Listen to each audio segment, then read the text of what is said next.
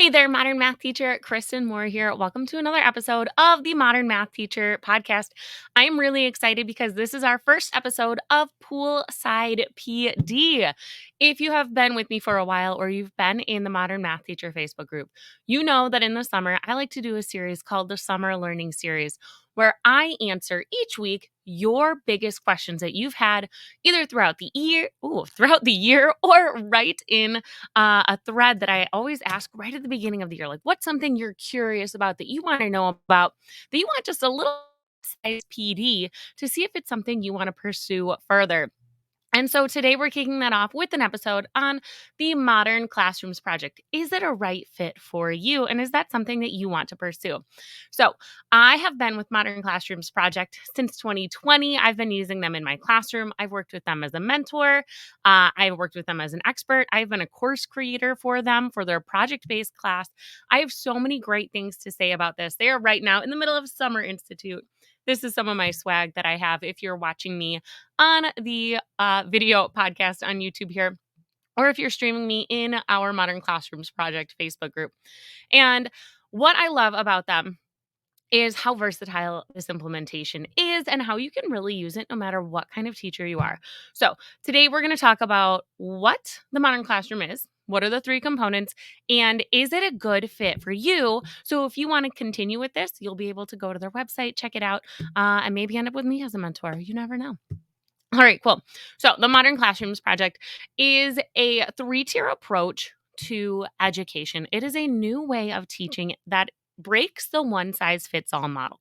We have seen forever that the teacher at the front talking to 35 students doesn't get everyone the best education that they need, right? We know that. One teacher to 35 students, not every student is coming to us with the same background knowledge. Not every student is coming in that day with the same level of readiness to learn. Some students are ready to be pushed beyond what you've already taught them, and some students just simply aren't there, right? They're absent. And so one of the ways that the Modern Classrooms Project looks to revolutionize education is by having their three-tier approach, which features blended learning, self-paced structures, and mastery-based grading and assessment practices. Let's break that down. So the blended learning component, this is what it sounds like. You are going to use technology to enhance your instruction and use it as a way to replace that direct instruction. That's how I've seen it most often used in my classroom and in the classroom of the mentees that I have worked with over the past couple of years. Now, what this means is you are likely going to be creating a video about 6 to 9 minutes in length, and that's going to replace all the direct instruction that you would have done. Okay. So instead of being up there and lecturing for 40 minutes on end, guys, I know this because I literally did this in my Algebra 2 classroom 2 years ago, because I always live teach a course first when it's a new prep for me, and then I modern classroomize it. Man, that was a long year for us. So I took those 40-minute lessons and I condensed them down into 6 to 9-minute videos, and it works amazingly. One thing, you have instant sub plans. Like if you're gone, good news, your kids are still going to be learning because they're watching that video for you. Two, if your kids are gone, instead of you being gone, if your kids are gone, they can get caught up. They know exactly what they missed. And another thing, it's based on brain science. 6 to 9 minutes is about all the attention span that they have right now. So that's what we want to focus on. We want to give them all the information we can in the shortest amount of time possible. Heck, I've even done like 3 or 4 minute videos. Why? Because it's bite-sized learning. It's what they need, and it's just in time. It's just the bare bones. And then they're going to go explore with it, and they're going to play and grapple with it more in the practice sets. So for me, what that looks like is I like to create my notes via Google Docs or Google Slides, depending on what kind of layout I'm working with. And then I upload that as a PDF into my iPad. I use Explain Everything, and then I hit record, and I just talk through me going over the notes, which is usually key vocab and concepts. So like theorems or words that we're going to need to use, notations that we're going to need to use, and then I break into a couple of guided practice problems just so that they can hear me explain the what and the why behind it as they kind of go along. And then for my blended classroom, my students are taking those guided notes. You can do engagement a lot of ways. I've seen ed puzzles work really well. Um, just lot or graphic organizers, lots of different strategies. I like the blended learning with the guided notes because having a couple of practice problems, not a full suite of them, guys, like 2 3 at most, just a couple of those practice problems in there where they're hearing their teacher explain like what step and why. That works really well for my math classroom. Okay, so that covers the blended learning. Second is the self paced learning. So your learners aren't just going to go and all learn the same lesson on the same day.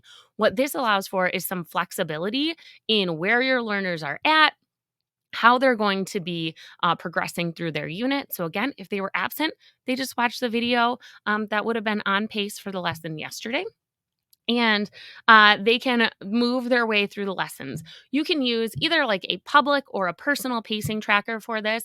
I like to show my students what is the on pace lesson for the day. Like if they're following my calendar and we're all in sync, this is the lesson that they should be learning that day. If they are ahead of the game, what could they be working on? Maybe it's, an extension activity or something along those lines, or I want them to advance to the next lesson, or if they're playing catch up, where I expect they're at. And students can use that to kind of, okay, I'm basically on track, or I just need to finish this one thing and then I'm on track, or I'm on track and I can go explore a little bit further later today. And they can kind of group up and work together accordingly. One of the things I really like about that self paced structure is that students have the autonomy to decide if they want to work independently on whatever pace level they're at or if they want to work collaboratively and kind of help bounce ideas off of one another for whatever lesson and learning they are on. It also empowers my students to become like classroom experts. So if they're a couple lessons ahead, sometimes my ahead of the game is like, hey, go help a friend, be a lesson expert, go support this. And so students can see that in the classroom. I have done public pacing trackers before where everyone's names are under what lesson. So everyone kind of knew who was working on what. That worked really well in my smaller classrooms, but I've been having a lot of classes of like 30 to 35 lately. And so figuring that out in one nice organized table hasn't been seamless for me yet. So I use a personal pacing tracker.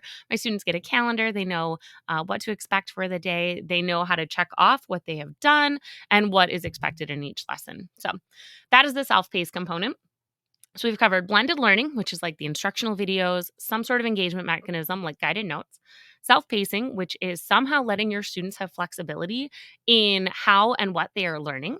And then the last component is the mastery based assessment.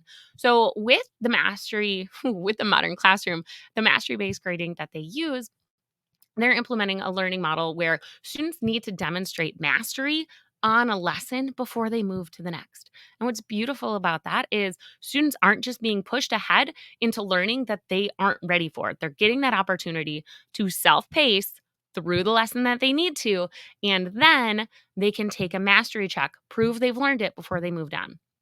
I love mastery checks. I've implemented them so many different ways in my classroom. One of my favorite ways is a half sheet where I am uh, putting 4 or 5 lessons on there and we are all working from that. Another way I really like to do it is a digital one.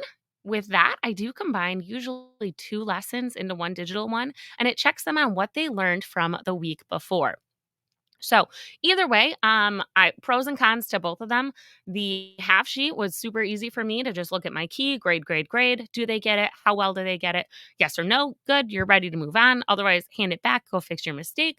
And if you can do that without me telling you what it is, then you're good to go still. Digital one is great because it tells me right away which concepts they get, which ones they don't, and I can do a whole class at once. And my students know that it's based on the week of learning before. So they are able to um, just kind of figure that out and they can self pace throughout the week leading up to that. Okay, awesome. So, if you're interested in a blended, self paced, mastery based approach, then I want you to consider going to modernclassrooms.org and trying out their free program. See if that's going to be a best fit for you. I love this. I like it most when it's the second time I've taught a course, as opposed to the first time. I really love it paired with things like project-based learning. It works pretty uniquely with building thinking classrooms, and if that's something you wanna talk about combining, happy to chat in the DMs. In the meantime, guys, if you found this bite-sized PD helpful, this poolside PD, then go ahead and like, follow, or subscribe to stay updated on all of the PD episodes that we're going to have coming up this summer for us. And leave a rating or review that helps this podcast reach more listeners all around, just like you. Also, if you have a topic that you really want me to cover in about a 10-minute PD session, go ahead and leave me a comment or DM me at More Than Just X on Instagram. And I'm so happy to create a PD episode just for you. All right, guys, that's it for now. Till next time. Keep on going if you're in the classroom. Keep staying strong. I've got it. You've got it. Keep the sunscreen on. And as always, keep it real. Thanks, guys.